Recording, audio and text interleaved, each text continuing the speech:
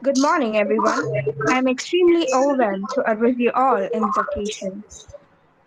One art every day at least, hear a little song, read a good poem, see a fine picture, and if it were possible, speak a few reasonable words.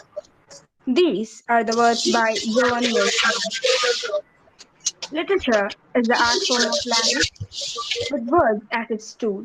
While it stands alone as an art form, it is related to other art forms intrinsically. From for art's sake to art for social purpose, literature has served its purpose since the time immemorial. Literary movements inspire people to induce and indulge in as well. Though how it generates aesthetic response is not a matter of prominence in modern literary studies. The politics of aesthetics or the role of aesthetics in canon formation is reconsidered in critical discourses. Today, we all are gathered here as the part of e-teach with Scholar to get enlightened about the relevant subject, art, literature, and aesthetics, which is also the part of our curriculum.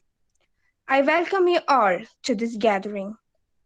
Before we begin our session, let us take a minute to pray to Lord Almighty and seek His blessing.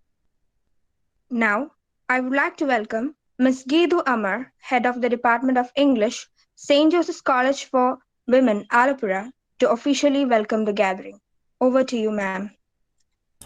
Thank you, Gopiya. Good morning, one and all. Today, we are gathered here for a much awaited session on the S2 complementary course, Art and Literary Aesthetics for English Language and Literature students. The aim of this paper, as delineated in the syllabus, is to introduce the multidisciplinarity of art and literary studies. That is a very exciting prospect because, in a nutshell, you will gain an insight into the symbiotic relationship between the various art movements and the works of literature in continuum. For students, I hope this paper will serve as a big bang into originality, creativity, and to gain a broader perspective in arts and literature. I proceed with my duty.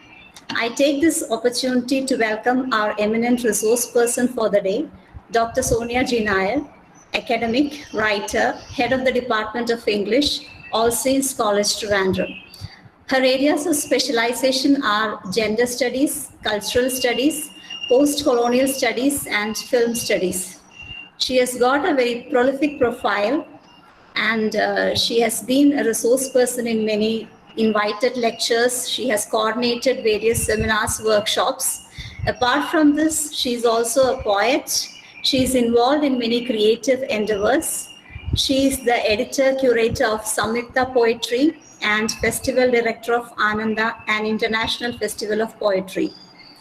Also, she is a very inspiring speaker. I've got the opportunity to listen to her a couple of months back. She expresses her unique poetic thoughts with clarity, and that is art. Also, she speaks with a certain conviction about everything, and that is aesthetics. So we have the right person here to speak on the right topic. Welcome, dear Sonia. I also take this opportunity to welcome all the students and faculty from neighboring institutions, SD College, VMAT, and many other institutions who have joined us here. Warm welcome to all. A hearty welcome to all the members of the department, especially the coordinator and tutor, Ms. Nimisha, teachers handling the paper, Ms. Miriam and Ms. Anjali, all have helped make this session possible.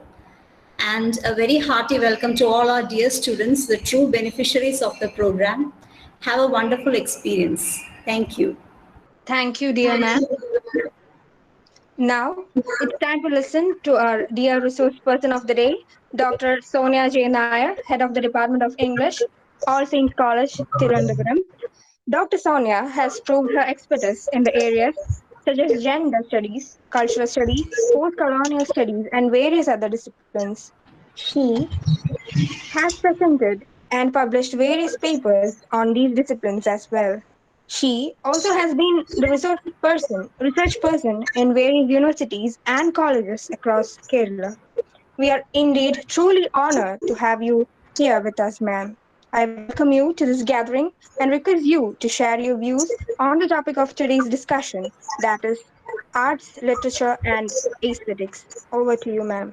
Good morning and thank you, St. Joseph's College for Women, Alappuzha, where I have a number of friends for being kind enough to extend this invitation. And you people have been saying such nice things about me. Now I'm slightly nervous whether I will be able to justify all those things. So, well, here goes. I'll just get right down to it. This particular paper, art and literary aesthetics, when I actually, to be honest, when I took a look at it, I thought this is an untenable paper. This is going to be extremely difficult to convey or, in order to be able to put it across, because there is so much happening in one paper at a certain time. But, upon careful consideration, after, kind of going through the first semester, which many of your students also will know, I realized that there is a certain method with which we have to look at all the papers, the ones that have, already you have studied and the ones that are coming ahead. There's a certain way of looking at it, and that is the idea of perception. See, all the papers that have been prescribed for you, right from semester 1 all the way up to semester 6, I think that, they are focusing on a certain degree of perception. And all of this is deeply rooted in this, subject, which has been used and abused, this term, which has been used and abused a lot, and that is culture studies. Okay, so, right now I would say that much of our literature degrees are those that are, greatly oriented towards culture studies. And to be very fair, it is very difficult to distinguish one from the other, thanks to the kind of life as well as the lifestyles, the presentations, in media and so on, that we have been taking upon. Okay, so I would say that this particular course that has been redesigned and introduced is symptomatic of the times, and it is here to stay. So it would be ideal if we can, kind of reorient our thought processes, go beyond the traditional or that which we are used to, and devise a methodology of study which incorporates a traditional, let's say, methodology within the idea of a modern perception. Understand? So many of the things that your seniors might have learned might make a comeback, but it will be packaged differently. It's that packaging that is going to make all the difference in your education. It is the packaging that is going to be the difference between what you learned and all those things that the people before you learned. Okay, and the roots of this particular paper, art and literary aesthetics, actually, the roots lie in your previous semester paper, which was popular literature and culture. I'm sure you remember that. It's not been that long. And in particular, in that particular essay, that is the introduction from the Cambridge Companion to Popular Fiction, right? Where the editors, they talk about certain very important aspects, which I would say are foundational in terms of how you are going to perceive this paper as well as all the subsequent papers that you will be kind of studying. Okay, so in that particular essay, what they were talking about is the idea or the rise of the term popular and what it has come to mean over the ages. Now, if you apply those principles, it is not just pertinent to the idea or the term popular alone, but to the way that the evolution of words, the evolution of perception has taken place. Okay, so it's a very 20th and 21st century perception that we need to develop in terms of approaching everything from a larger perspective, from a more inclusive perspective. Okay, there's an interruption. I thought there was a doubt. Okay, so, from a more inclusive perspective. So we should understand that the times that we are living and learning in is a time of inclusivity. Understand? It's a time of expanding your perceptions. It's a time of expanding your outlook. And, be it the popular literature and culture paper, or be it art and literary aesthetics, this particular paper, it calls for expanding your ability to understand or to accept what is knowledge. Okay, so the boundaries of knowledge, or what you accept as knowledge, what you accept as text, these are the things that are being tested over here. Understand? So the your particular paper, Art and Literary Aesthetics, also brings into question what is a text. Okay, so coming back to the essay from Cambridge Companion, it was an essay that talked about the idea of the popular. Then it talked about the role of the audience, if you remember. What is the audience doing, be it readership, be it visual culture, be it any of these things? What is the role of the audience in this entire, let's say, system? And the third thing was the ways that technology has modified our perception, has modified our reach, has brought certain things closer to us so as to be able to incorporate it within our experience. Okay, now you take all of these principles and you see that, it is something that completely pertains to the idea of art, literature, and aesthetics. Because after all, what is art, what is literature, and what is aesthetics, if not an understanding, interpretation, as well as an expression of how you feel, and, and how you not just produce an experience, but also how you incorporate a produced experience within your mind. Understand? So art is as much about the artist as it is about the receiver. Understand? The one who's at the other end, the other spectrum, the end user, as we can say. So, this is a paper that has been structured in a very interesting fashion.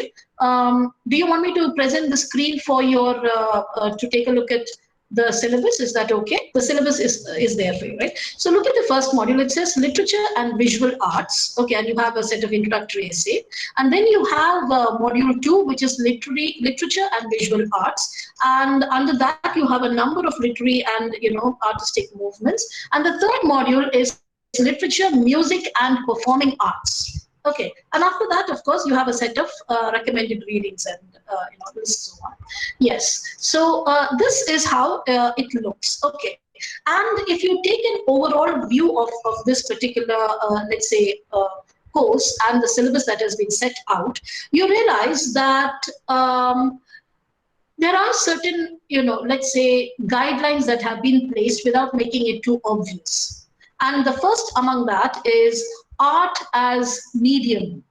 Okay, then art as history, art as politics, okay, art and sexuality, art and fluidity, art and personal narrative, art and performance. Okay, and embedded in all of this is the most important aspect of this paper, which is art as affect. AFFECT, affect. Okay, which is very different from effect. So art as affect, these are the aspects that are embedded within the narrative of this particular paper.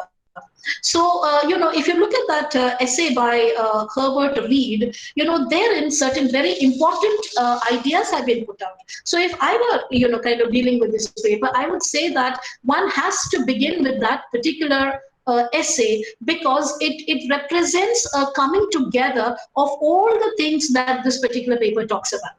Okay, so, Reed talks about what exactly art is, and he emphasizes the importance of the senses, okay, in the readings of art that we have.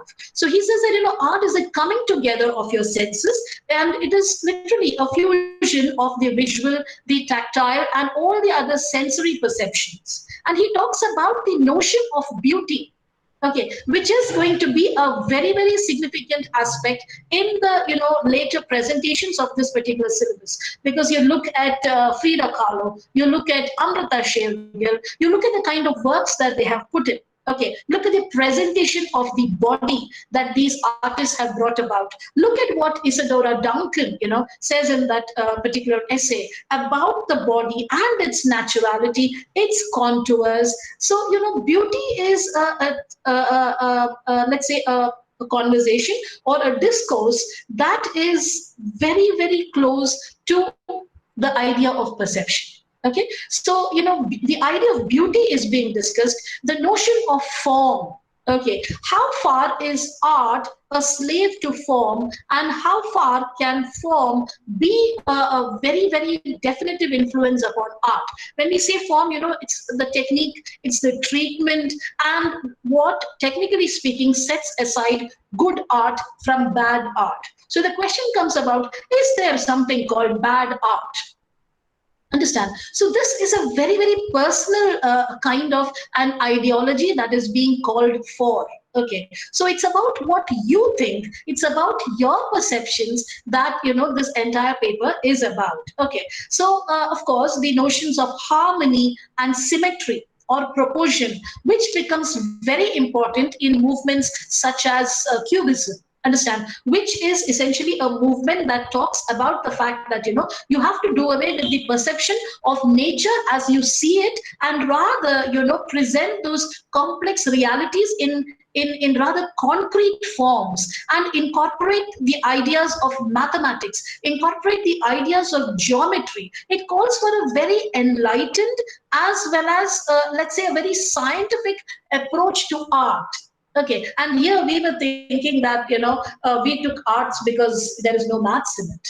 Okay, many people might have that idea, but here is a movement that stresses upon the mathematicality of art, that stresses upon the need for proportion, and when something is put out of proportion, then there is a perfectly aesthetic reason for that. Okay, you have ideas such as surrealism coming in, which challenge every known perception of form, of beauty and harmony, which are some of the foundational concepts that go into making what people traditionally considered art. Understand? And of course, he talks about that one thing, without which I suppose art would be considered an incomplete project, and that is catharsis. Understand? And actually, he brings about the original idea of the of effect, which he calls I Fang Lan. I mean, he doesn't call it, but he refers to that I Fang Lan, which is empathy, okay, or an idea of feeling, which is of course the effect that we were talking about some time ago. I will come to that in detail. Okay, so art literally is a sense of liberation. Understand? It's like catharsis. So, there is that psychological value to art that the artist can elicit, but it has to be received by let's say the person who is going to be the audience. Understand? So I think that once we go through that particular essay, we understand the concepts or the bar that has been set. Okay, the layers of expectations that have been set, and then one moves forward from there. So far what we have seen is the overarching narrative that dictates this particular paper, and I would say that perception as well as the effective tendencies that art can produce is of paramount importance, because I would say that that governs much of aesthetics. Understand? And of course, there are a multitude of art forms that are being talked about. There is literature, obviously, there is painting, there is music, there is dance. So the performative arena that, arenas that art can represent to a certain extent have been covered in this paper. Okay. And of course, when we move forward, we have to talk about the interconnectedness of art with with other forms of art, both performative as well as non-performative art. So if you look at the modules that have been structured, you have, of course, in the first module, itself, sorry, the first module itself, you have Delacroix as well as Coleridge. Understand? Delacroix, his painting is about liberty leading the people, and Coleridge, who has written a poem about the destruction of the Bastille. And both of these talk about a certain fundamental idea of liberty, and which becomes very significant in this particular century as well. Okay, so how it is that there is an undercurrent of ideas that run through, let's say, art over different media is what is being stressed about in that particular module, as well as how let's say the painting by Delacroix, okay, which is a very typical painting of the Romantic era. It is full of color. It is full of Christian symbolism, so on and so forth. Okay, and then you have this painting by Dante Gabriel Rossetti in the pre-Raphaelite movement segment. I'll just put it out here for you. Okay, so coming to the pre-Raphaelite movement, it was one of those rather groundbreaking movements that gave a great deal of importance to sensuality, to the play of light, and it was considered to be rather revolutionary in its time, whereas now it would be pretty much normal. But this painting here kind of fuses both the personal as well as an artistic narrative. Understand? So here you have this figure of Proserpine who is holding a pomegranate, and whose lips are as emphasized as her eyes. Understand? And accompanying this particular, not accompanying exactly, but D.G. Rossetti has also written a poem about Proserpine. Understand? Which reflects the emotions, which reflects the ideas that have been presented in this particular painting.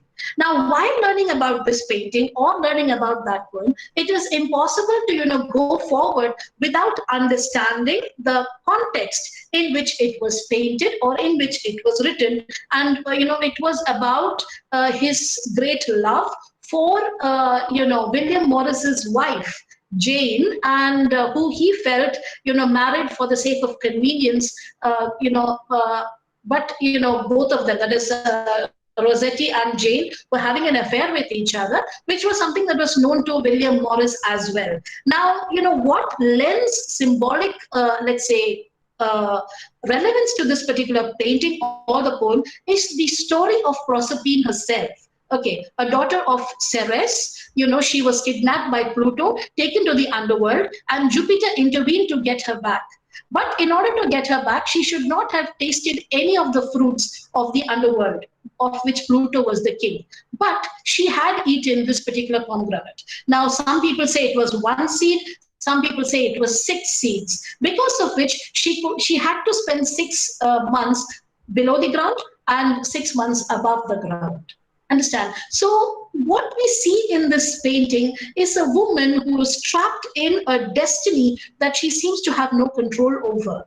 Understand? And it is the distance between, let's say, an intense carnal longing and, the revelation or the realization that she is trapped in something unimaginative. Understand? Such as being with Pluto, such as Jane was with William Morris. Understand? So it is from the point of view of this personal as well as this mythological narrative that one has to read this painting. Okay, but when one does that, we also learn about the contributions, of something what is called ekphrastic poetry. Understand? So this learning is embedded within many of these paintings, okay? Many of these subjects as well. For example, what is ekphrastic poetry is when you look at a painting and it inspires you to write a poem. Understand? Many competitions, these days say, take a look at this particular painting and, tell us what lines come to you. That is ekphrastic poetry. And ekphrastic poetry is, an idea that has been, located within this particular syllabus, I think rather generously. Okay, so you have, of course, narratives of the pre-Raphaelite movement, and then, of course, number of such personal narratives dot a lot of these, let's say, segments. You have art as history, as I was mentioning earlier, and therein come, paintings such as Guernica, understand, which was by Pablo Picasso, and the entire story of Guernica. See, it's not the artistic components of this particular painting that hold much relevance. It is that how a story has been embedded within this particular painting, what is the political and social history of this painting, as well as the personal story of the painter. Understand, and how all of these things go on to influence your ideas or your perceptions, in receiving this particular painting. The story of, a land that has been bombed to bits by the Nazis by the Germans, by the Germans at the request of, Spanish government, and, a painter or, let's say, a sculptor's idea of, what exactly might have happened, understand, and the deep symbolism that is located. And through this, what we understand is not just the ideas of surrealism, we also try to incorporate the relevance of symbolism, understand, how a painting is a personal symbol, how it is a political symbol. Okay, so you have all those disjointed figures. You have the bull, you have the harlequin, you have those, the horse. Understand? You have all of these elements that come together and create a picture of chaos in Guernica. But what you have to see within all of this is the understanding that of a pictorial representation of suffering.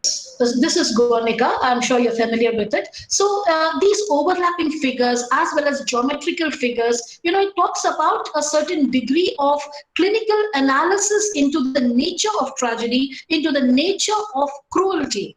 Okay, then of course there are multiple interpretations that have come in with regard to this painting, that it incorporates the ego of the artist, that it is a stylized depiction of violence, that it possibly does not really have to mean anything. But when you look at this painting, the reaction that you have towards it, understand, those wordless screams, which will remind you of Edvard Munch's the Scream.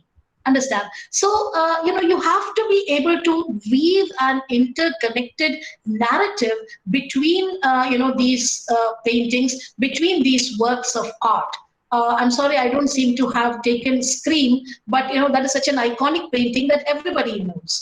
And again, when you're looking at Scream, it is a personal testimony. Okay, it's a personal testimony to suffering. It is a personal testimony to mental illness. It is, also something that deeply embeds the knowledge of geography.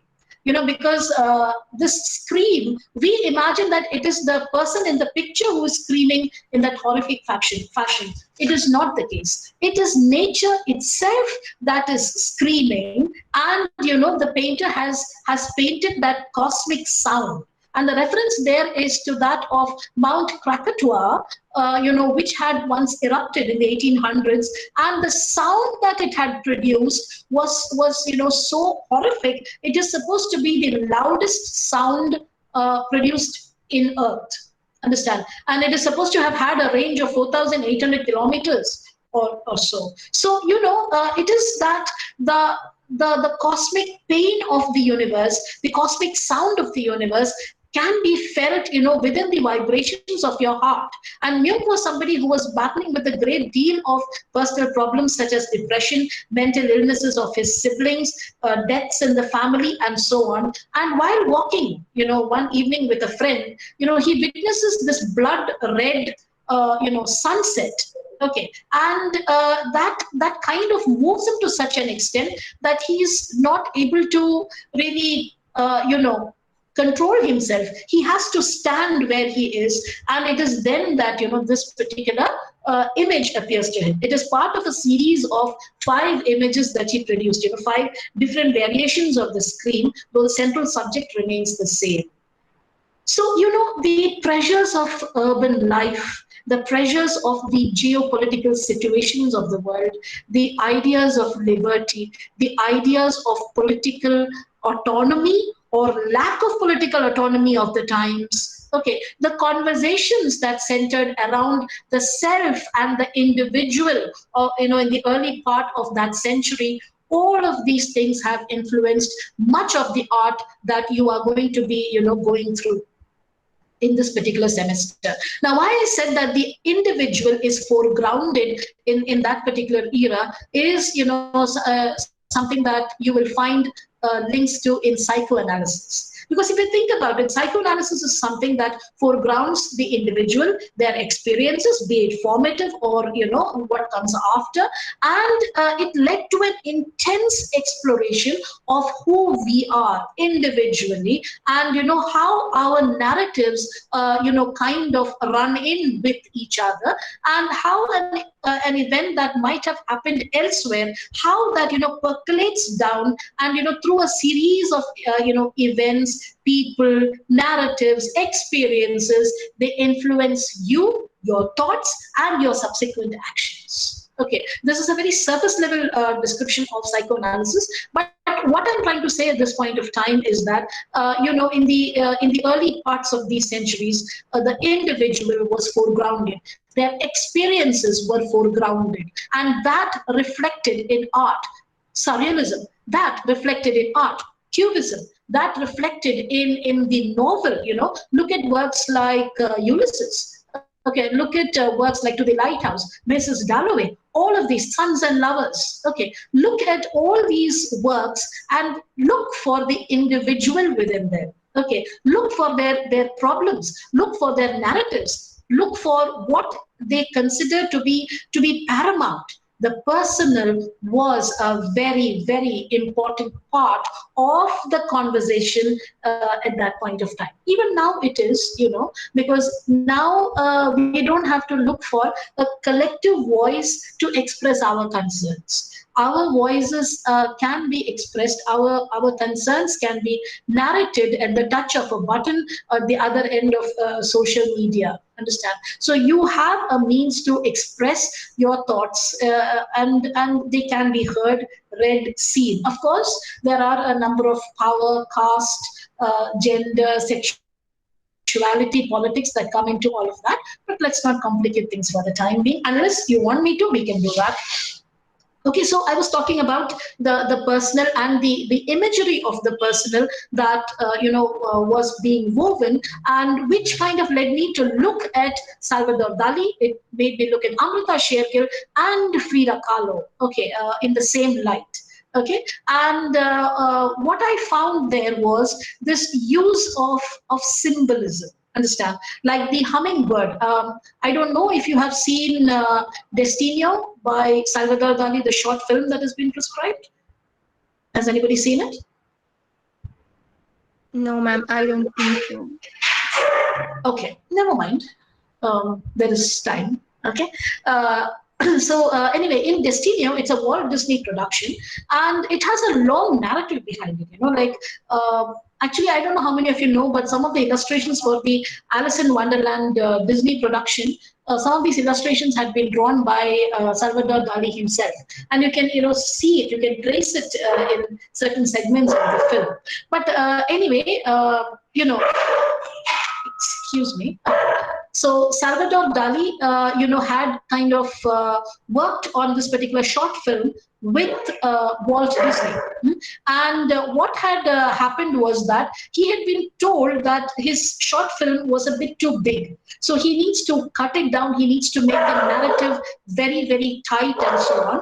And what happened at that point of time was that, he got, so what happened at that point of time was that, such was the pressure that Dali felt that he looked at the sheet of paper that he had in front of him for, drawing this animation film. And he looked at it and said, I can't work on this anymore. This paper is pre-prepared. which means that it contains the weight of his and other people's, preconceived notions. So he drops it right there and he drives away, and nobody ever hears about this particular short film ever again. Then it begins to occupy a sort of a mythical space in the universe, kind of a thing. People say there was a film and so on, but nobody has ever seen it until it was put together much, much later. And that is how the film Destino came to be conceived, from the drawings that Salvador Dali had made, and they kind of pieced it together. But art historians say that that is not exactly the complete thing that he had made. What he had done was rather slightly different, but it incorporated most of the images that Dali was most known for. In fact, he has said that Destino would be a work that would be a sum total of most of his most famous images. Understand? The ants coming out of the hands, the melting faces, the clocks, the fluidity. Okay, and in fact, I will show this to you.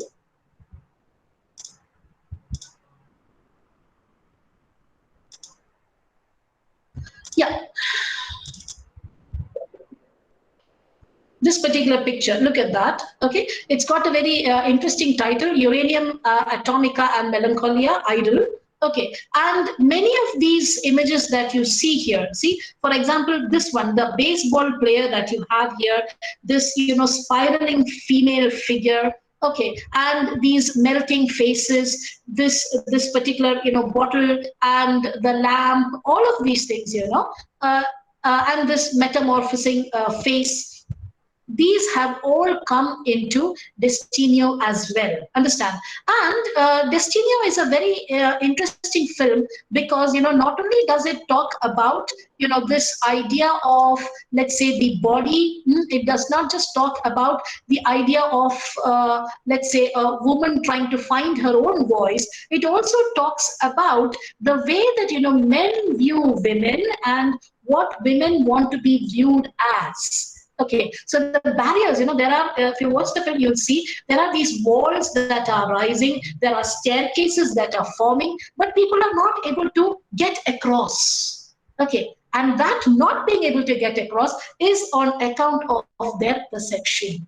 Account of the way that their perception is blocked by the limitedness of their imagination as to what other people can be. That a woman can be more than an object of desire. That she's a person in herself. Okay, there is a central figure, a statue kind of a thing with a hummingbird at the center. A hummingbird, as you would know from the Hunger Games, yeah, is a symbol of liberty, freedom, lightness of spirit, beauty, okay, independence. All right, so there's this figure, and at one point of time it comes out of the chest of that particular figure. It's embedded there. It comes out of that figure and it flies. Understand? And it's a beautiful image. Okay, it's full of color and light and it's adorable. And this particular image, if you see, there is Frida Kahlo, who has a self-portrait with thorn. Understand? Now, if I will just show that to you again.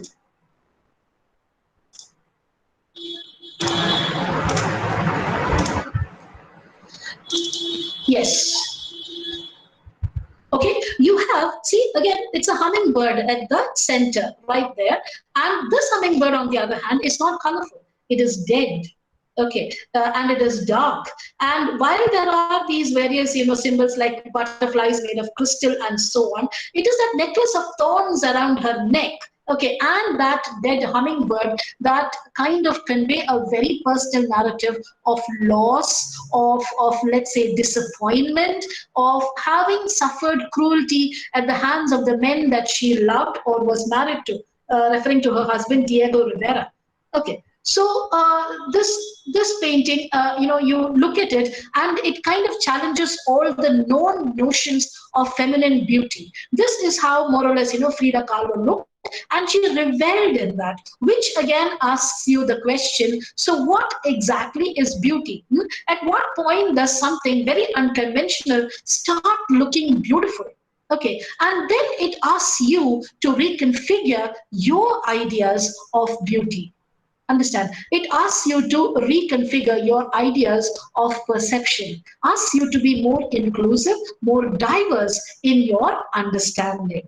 Okay, and if you kind of want to know the influence that people such as Frida Kahlo have had on the feminine perceptions of beauty. I mean, because see, it is vastly different from Proserpine. Here you have Proserpine looking like this, and there you have Frida Kahlo looking like that. You just have to take a look at this woman called Rekha Rodvitea. Okay, she's not prescribed, but if you, oh, I'm so sorry. All kinds of weird things happen. Yeah, if you look at this woman called Rekha Rodvitea, I don't think I can open the image here. Again, you see that it's a very unconventional feminine figure that you observe over here. Okay, and she's not beautiful in the conventional sense of the term, and at the same time, she makes a very compelling presence. There's a teapot on her head, if you can see that, squint at the screen, and there are all these flowers coming out of her ears and hair and so on. Okay, so it kind of refers to that idea of what exactly should be beauty, and what should you see as beauty. Okay, and that brings us to Amrita Shergill. Amrita Shergill has also done a self-portrait, which is kind of a bit like what Frida Kahlo has done, and in the sense that she was not a very conventional beauty, nor did she want to present herself in that way. So here you have the storyteller, this particular picture, and when you are looking at this picture, I don't know if you noticed, but there is no shadow. Understand? And there is this old man who's narrating a story to these children. There is a woman sitting and attending to her domestic work, and all of this is happening in the backdrop of a white building, which might well be a mosque. Okay, anyway, it's a minaret, and it is a throwback to the Mughal styles of miniature painting, and it also reflects Amrita Shergill's great liking for masters such as Bruegel. Okay, so what I'm trying to say here is that these painters, these artists, these writers cannot be seen in isolation. They have to be seen in the context of the time. They have to be seen in the context of the other artists that they have been influenced by or have carried over. Like I mentioned, Cubism and Surrealism, we should not imagine that the influence of those particular schools of art remained restricted to Europe. Okay, I will show you a particular painting. Yeah, look at this. This is called Meeting on a Staircase. Understand? And it's by Abhinendranath Tagore, one of the brothers of Rabindranath Tagore, painted in 1920s. This particular painting was greatly influenced by Cubist, paintings. Understand? So, what we see here is that there has been a fluidity. Okay, and let me just enlarge it for you in case it is too small. Yeah, there you go. Okay, as clear as I can get it. Understand? And it kind of shows you that these artists, these painters, these writers, they have been able to influence people across continents, across cultures, which will bring you to what even Herbert Reed talks about when he says that the affective tendencies, or let's say the tendency of the art to move, is something that stretches beyond cultures. Understand? Sometimes you may not be able to understand a particular piece of art, but it can resonate in you. Okay, that act of resonation is something that goes beyond cultures, that does not need a cultural understanding or perception, like the picture of a painting that was done by Frida Kahlo, for that matter. Understand? Just looking at it, you understand that there are certain universal sensibilities that art is able to put across, that goes beyond technique, goes beyond form, goes beyond all of that. It is pure aesthetics. Understand? So that is something that is being stressed upon, as is the ideas of sexuality.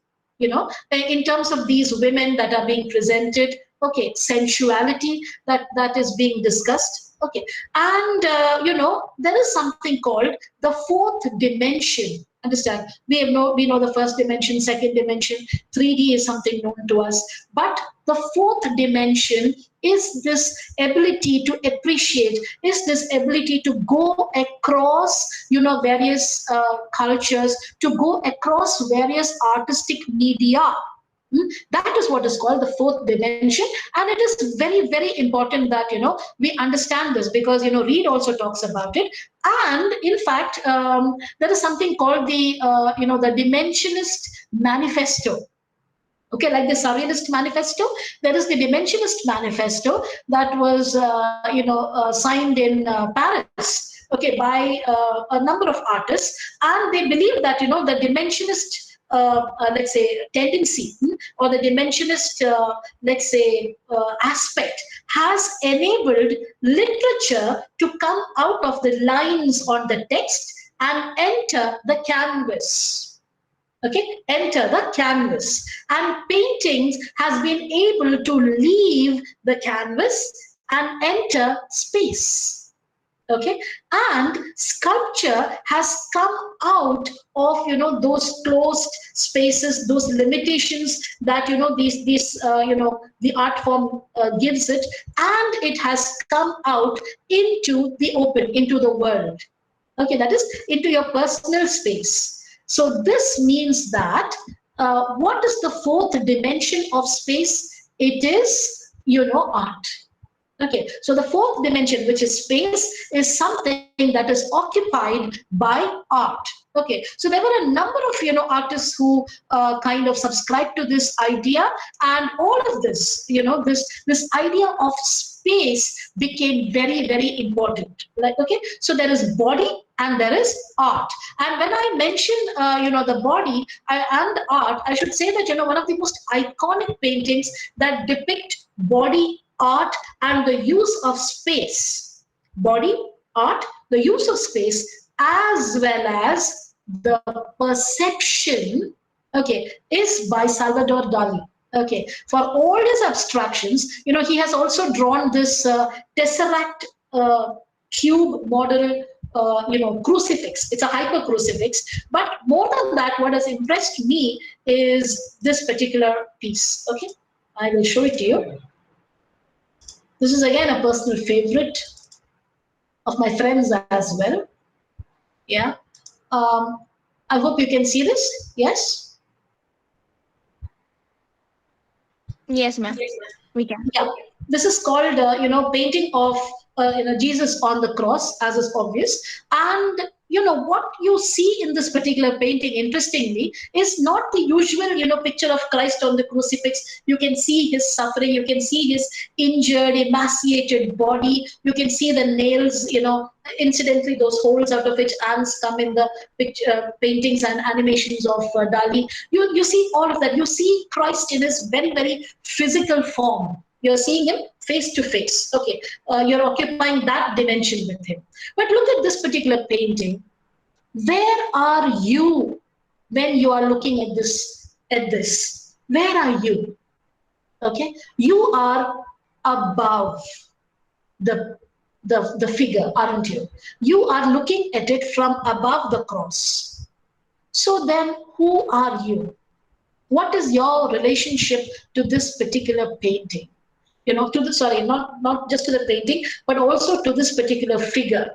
Who is the one and only person who can look at this painting, this figure from that height? Okay, this was inspired by a dream that a monk had. It was the image of Saint John on the cross. That was the dream that the monk had, and it was from that Dali drew this particular picture, and it is supposed to be the most beloved painting of Scotland. Okay, they absolutely adore this picture. They have it in their gallery, and apart from the stylistics of it all, there is that boat, that is literally waiting. It could be salvation. It could be, the ferryman image that Jesus has, the fisherman image, and so on. But what should interest you is the angle from which you are looking at this particular image, understand? And and what that means in terms of the conception of the self. Okay, who are you and what are you looking at, and how does this affect you? When you're looking at Christ face to face, you are a devotee. You are thinking about his suffering. It brings about a different sort of a catharsis. Understand? It is mixed with gratitude. Thank you, Jesus, for dying on the cross for our sins.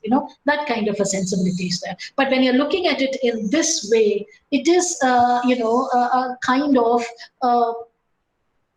fatherly or motherly affection, sorrow, regret. All of these are the ideas that ought to come about. Okay, and the idea that the job that you have given has been done, has been performed.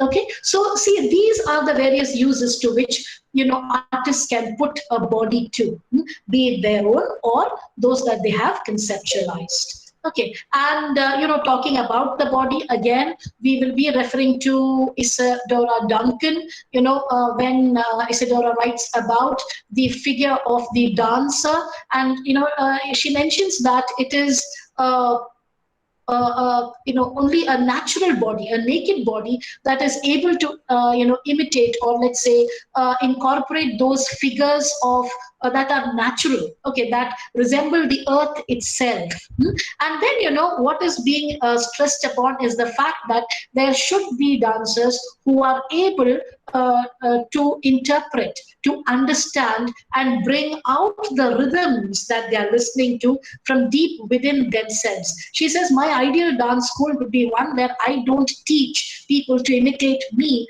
Rather, I want people to perform what they feel is their story, is their rhythm, is their imagination. Understand? So, those kind of spaces become very important, which brings me to the idea, or the very, very important aspect of space in art.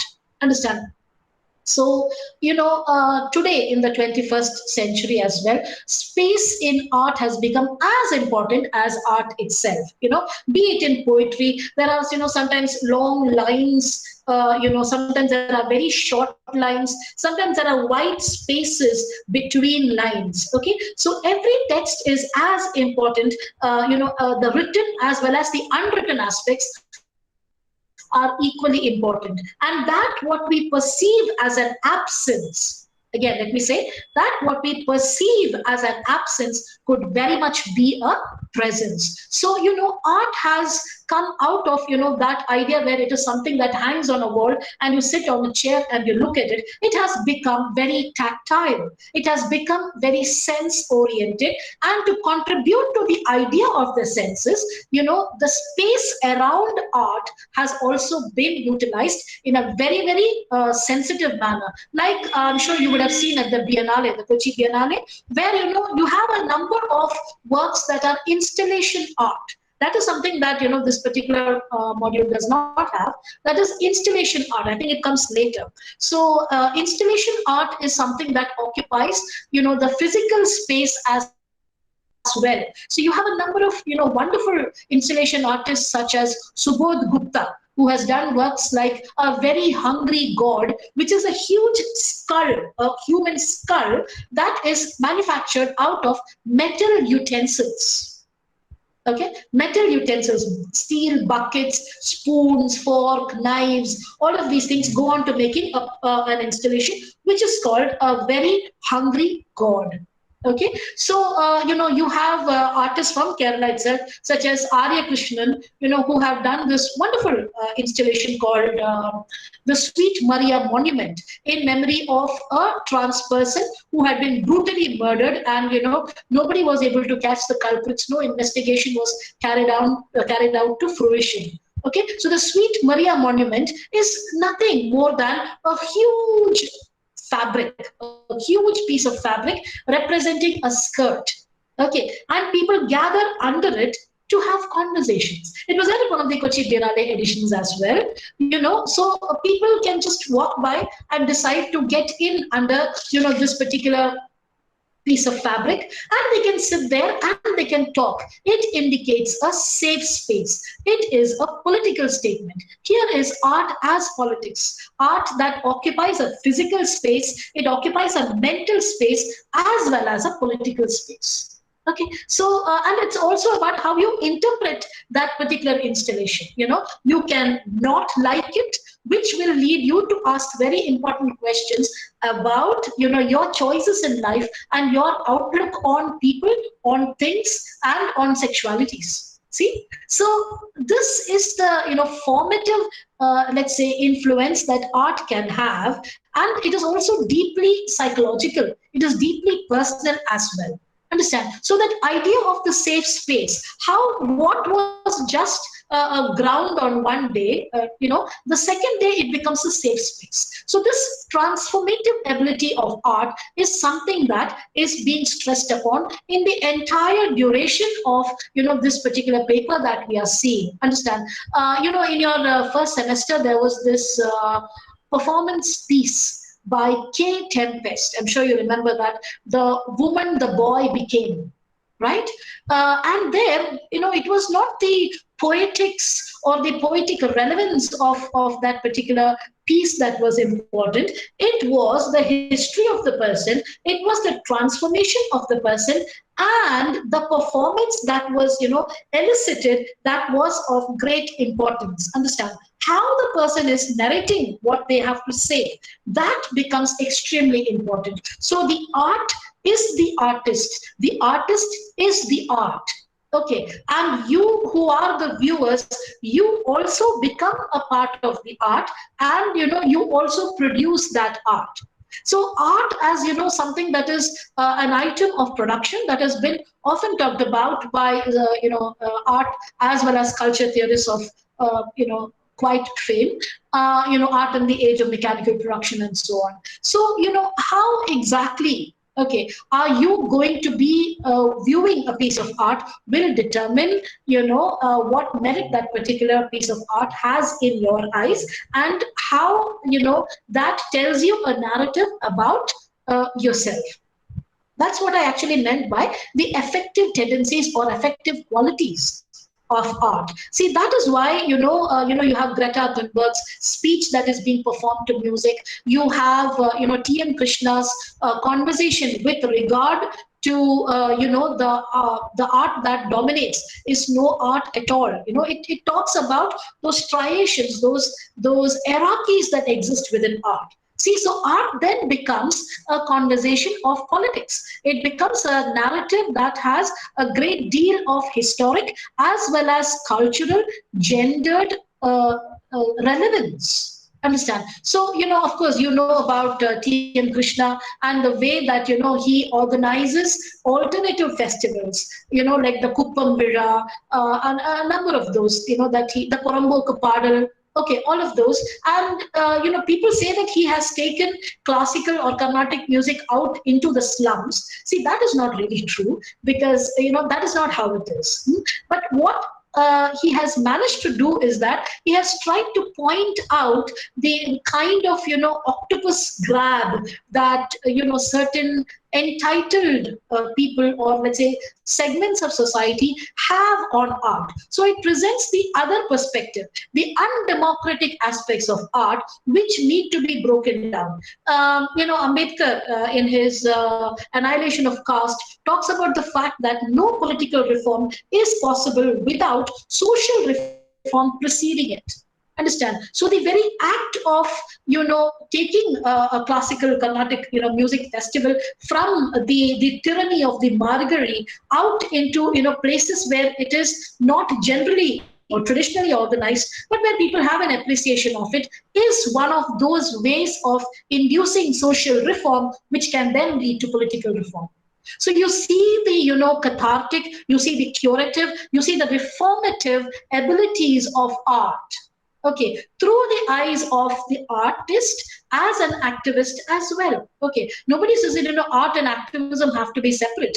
In fact, it is this fluidity, it is this multiversal presence that makes it interesting, that keeps it alive. Otherwise, art, like everything else, can get jaded, it can die.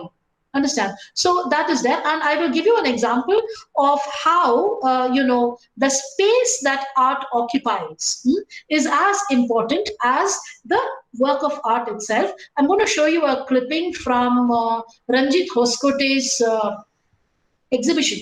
He had organized, an art show of a number of, curated pieces. He had curated it, and it's called Patterns of Intensity.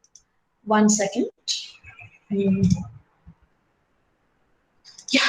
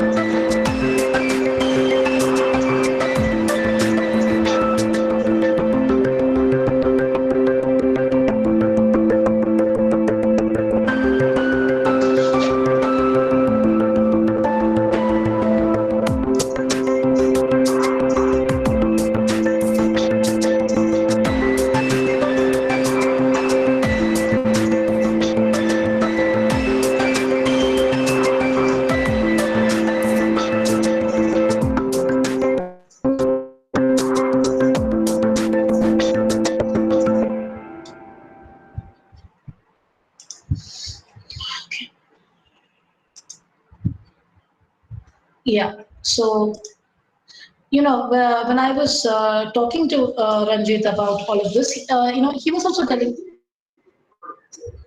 oh, I'm so sorry. Yeah, so when I was, talking to him, he was telling me that for him, the space that he curates is as important as the art pieces, not because, it helps to showcase the work of art better, but because it gives a great deal of, let's say, receptivity to to the people. And he says that, as important as he is to his art, to the act of curation, he has a set of people, who set these up, who hang from the roofs, and who kind of lay out all of these things and create the proper vehicles for this art to be showcased. And they are as important to him as the work of art itself. So the idea of presentation, those mental spaces that are opened out on account of being able to showcase the art, is also very, very important. And that brings us to the transformations that have come over museums and art galleries in these recent times. In the better part of, I think, the last 2-3 decades, museum spaces have become very tangible, very tactile, and very intelligently designed, actually. Normally we go there and it's like the museum, and then you just have a picture, then you have something kept there. It was all very cluttered and so on. You might remember from those times. But now, the ambience, the design, the structure, all of these things are considered to be central to the artistic experience. Okay, so you also have museums such as the Guggenheim Bilbao in Spain. You have MoMA in New York, in the US. You have the National Gallery of Modern Art in Delhi, where I have seen Raja Ravi Verma painting this close. Okay, and I have seen Amrita Shergill. In fact, the self-portrait one, the one where another one where she's sitting with a friend. A couple of them, all of them arranged and within touching, tangible distances. And of course, you're not allowed to touch anything, is another story. But the response that it produces, that was very, very interesting. It was evocative, and it is a learning experience in itself. The way that art uses the space in order to convey a certain sense of narrative.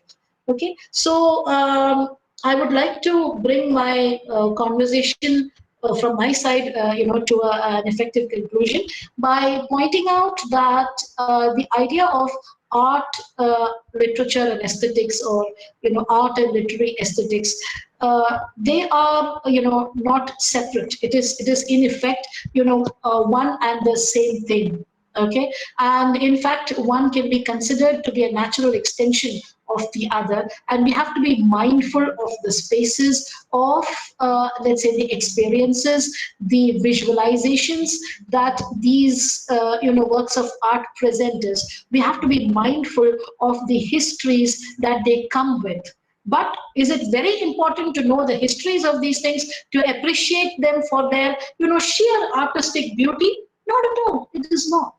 Understand? But for an informed perspective of trying to learn the history of the world, the history of people through the medium of art, I would say it is very important.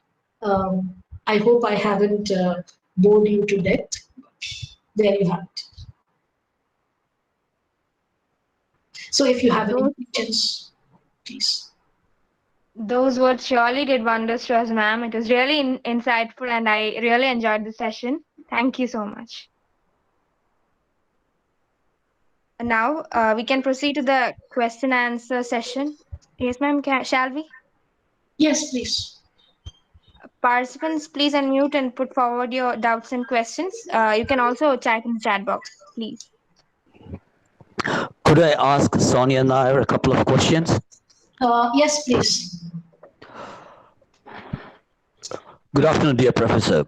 Couple of questions for you as a reader of your lecture. I have a couple of questions. Question number one is not about I found land, about myself, but I'm asking on behalf of the students of my college.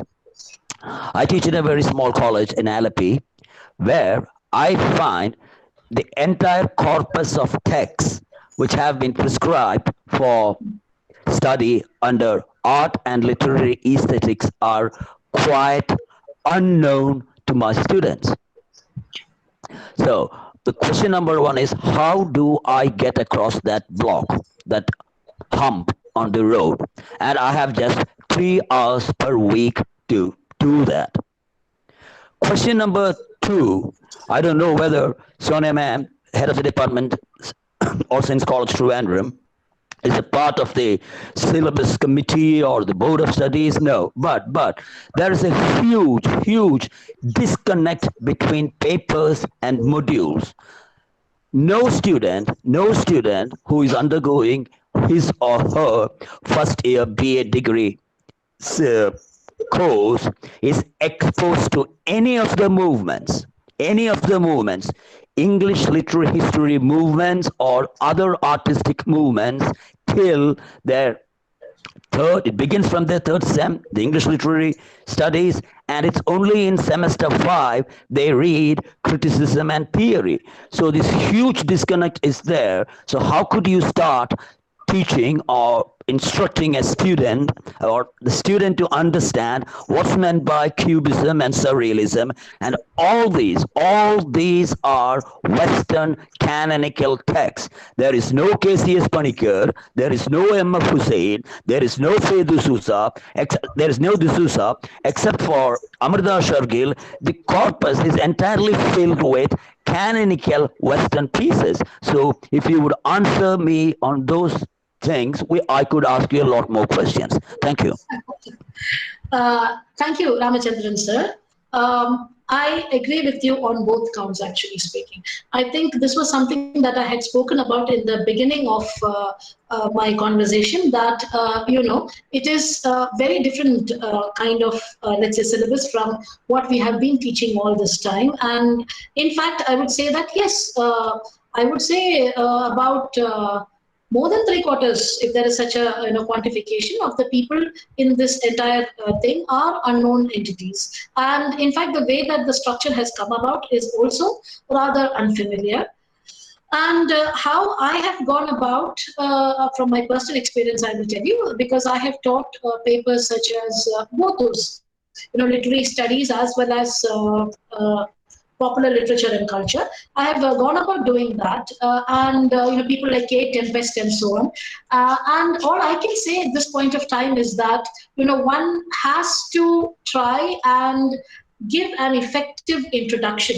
Now, see, this becomes even more difficult at a time like this when we are on a virtual platform, and we see a lot of blogs. We don't see the pictures or the faces of the people we are teaching, so we don't even know whether they are attending or their cat is sitting in front of their system or anything of that sort. So, but what I have tried my level best to do is provide an overall introduction and kind of break it down to as simple ideas as is possible. Like when I was talking to them about K-West, I made it a point to play that YouTube video, and we have recorded the class and put it up, so on, so that those that not have access can also manage to gain access. But since this is the syllabus that we have been given, there is hardly anything that we can do but go forward with it. This is something that I have also raised with the people who were part of the board of studies, and I'm not part of it. And personally, I would say that I have an objection with the way that the structure has gone about.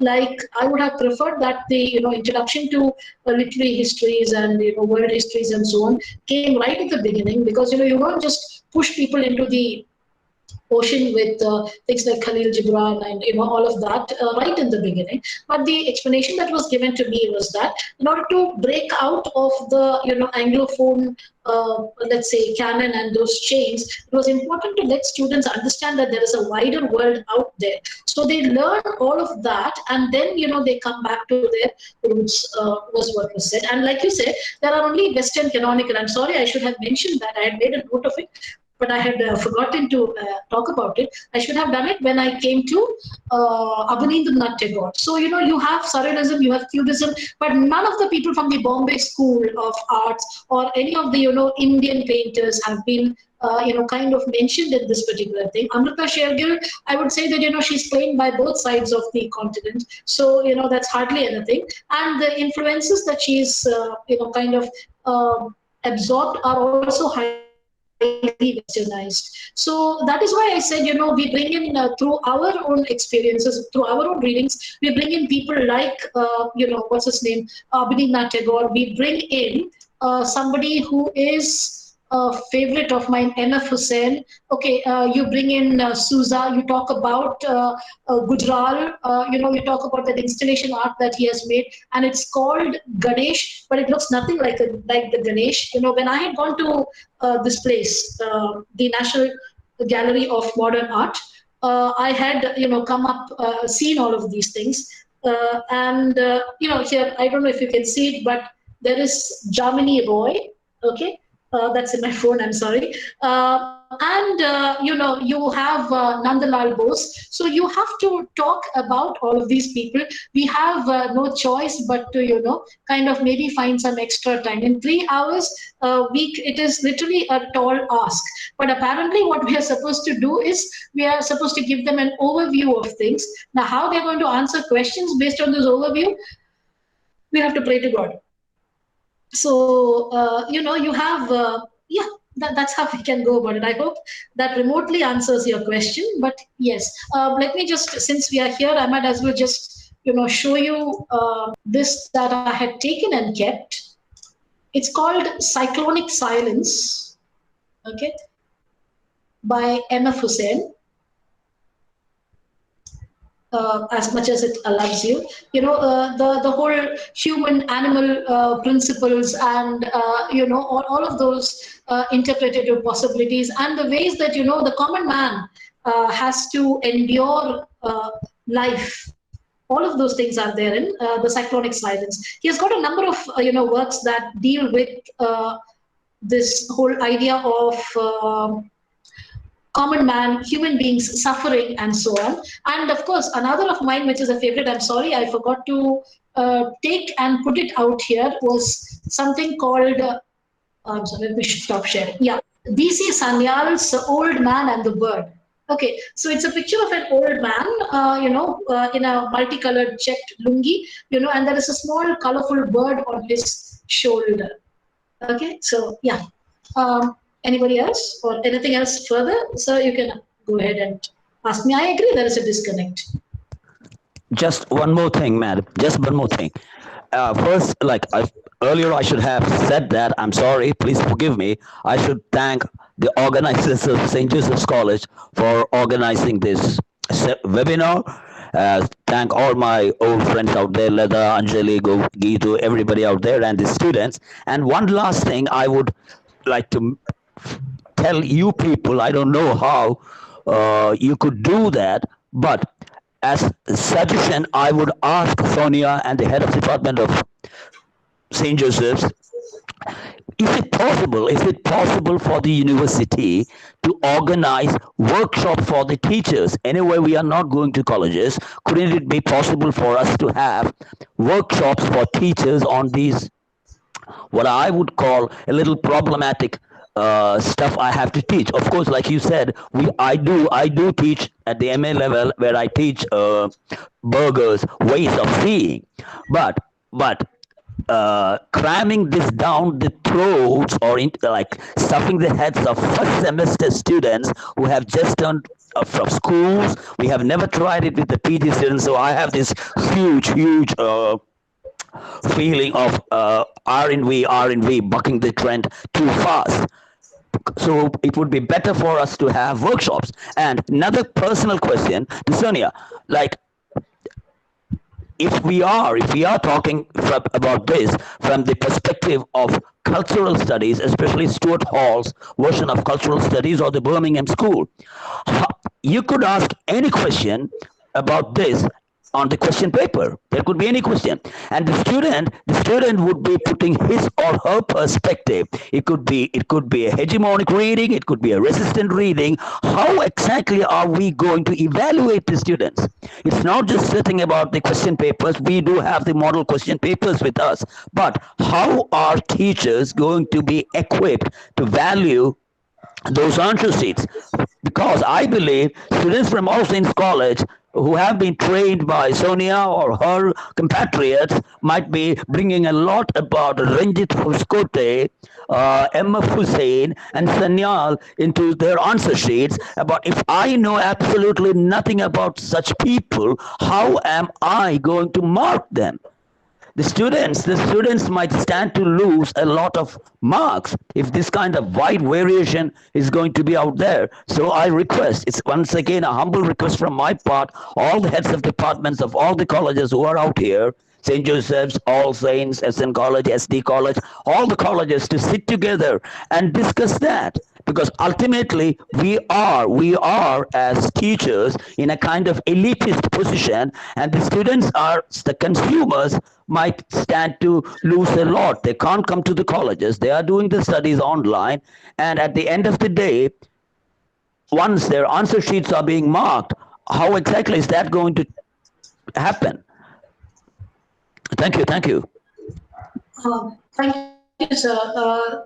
I would say that if I am even remotely qualified to answer this, I would say that the time has come that, the teachers who are teaching these papers be the ones who value this. It should not be a random assignation. And also they'll have to look beyond the scheme that is given and value these answers on their merits. And as you mentioned, that there could be workshops that are held in terms of, training people in order to teach these papers. That is there. And of course, then there is also the individual's approach to all of these things, which has been, I suppose, the focus of my conversation here all through. It's also about how you want to approach something. Those things are there. But that's a definitive suggestion that you said that, we could all probably have some workshops to that effect. Thank you. Is there anybody else who would like to ask anything? Yes, I have a question here from Ms. Anupama Jagadappan. When it comes to the examination point of view, what kind of questions can we expect from this paper? I think that, there would be a safe approach, where the surface level questions would be the ones that will be asked. Probably a bit of background, and then, maybe those essays that we were talking about, the T.M. Krishna and, the Herbert Mead essays, those might be, kind of brought in to provide questions that can give direct answers. I suppose, and a few comparative, sort of answers also, like, how is the painting of Proserpine, how do you connect it to the picture, to the poem, those kind of things will be the ones that I generally think might end up coming. Then, yeah, because otherwise it is, not possible. Like sir mentioned, the matrix will not be fair. See, that will be the problem. The matrix of evaluation will be highly lopsided. So yeah, and it's just their second semester. Ma'am. Yeah. I would like to ask a question. That is, since we students and of course you teachers are really new to this syllabus, but how could we students come up with, something that will knowledge us? Like what effort should we put in? I mean, we should do something, right? We cannot always, depend on the teachers, but we should, get to do something. Yeah. So, how could you give some tips to the students present here? Certainly. See, whatever is there, being taught in class, please listen to those things and then try to take up key points that you can read up on your own. Now there are no libraries open, there's a problem like that. But I'm sure that, most colleges have applied for the Enlist, software, which gives students a great deal of access to a number of very, interesting and relevant research papers, a number of, reading materials as well as ebooks that, will help you formulate your answers. And I would say you should go about it very clinically, look at it from the point of view of the fact that you're a literature student, you need to know literature, you need to appreciate and read novels, all of that is true, fine. But I would also ask you to take a very clinical approach and look at a text, take up those points that, stand out in terms of thematics, plot, and so on, and then kind of examine, what resources are available online in order to, formulate your answers. I would ask you to go into your examination, not just having learned your class notes, but also having mentally prepared a certain set of answers that, you would be able to apply across the board. this is something that I tell my students when they are going for their examination. I tend to give them certain points that would serve as effective introduction, effective conclusion, and also certain things that they can smartly insert into their answers so as to be able to seem like it's a coherent thing. I'm again saying seem like it is a coherent thing. That's what I always say, and I tell them to have conversations. Like when we have these revision meetings, we kind of tell them, okay, so what do you think?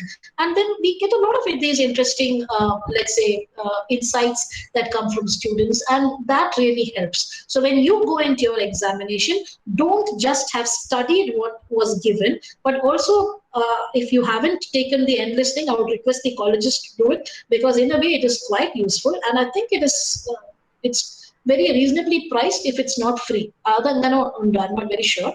And use those facilities that are given. And please, students, log in and formulate your answers in advance. I would really, really ask you to do that. Prepare your answers in your mind and keep them.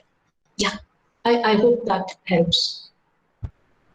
I have a doubt actually. It doesn't have anything to do with the course per se, but the topic. This is something that I've been thinking about for some days now. Can art be judged on the basis of the artist or vice versa? Like we've seen the ONB award being, conferred to Vairamuthu, and then a lot of controversies happened and he refused to take the award. So can that sort of judgment can happen, and art being judged on the basis of an artist, or should those two things be kept separately? For those who don't know, Kuku Xavier is my colleague and good friend at All Saints College. And Kuku, you had so many days and so many opportunities to personally ask this question, but you didn't. But you didn't. So now you have put me on a public platform on a very important question. But I would say that, again, that's very subjective. Okay, but for me, the artist is as important as the art. Okay, you cannot take one out of the other because somehow, art has this ability of evoking a sense of subjectivity. See, when does art truly fulfill its purpose? Not when it is floating about everywhere, it is when it reaches you and answers a question that you have been asking yourself. It could be any kind of question. I'm sorry, earlier we had talked about all those artistic forms, and there was Banksy, right? The guerrilla artist, the graffiti artist who makes these paintings on walls and disappears. And then a painting of his was sold recently, and when the person quoted the price and they won it at the auction, the thing just, the painting just went into a shredder and came out in long strips of paper. Understand? So he's that elusive, kind of an artist. So anyway, so like I was mentioning, art becomes art when it answers a few vital questions as far as you are concerned. So what is your art? It's not somebody else's art. Okay, it could just be a random sheet of paper for them.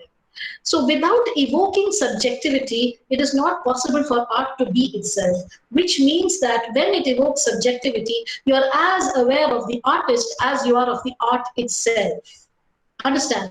And we tend to hold artists to a higher ethics than ourselves. There are a number of artists who I admire, whose writings I have enjoyed reading in the past, and who I have been quite flattered, when they have sent me things and asked me to take a look at it and so on.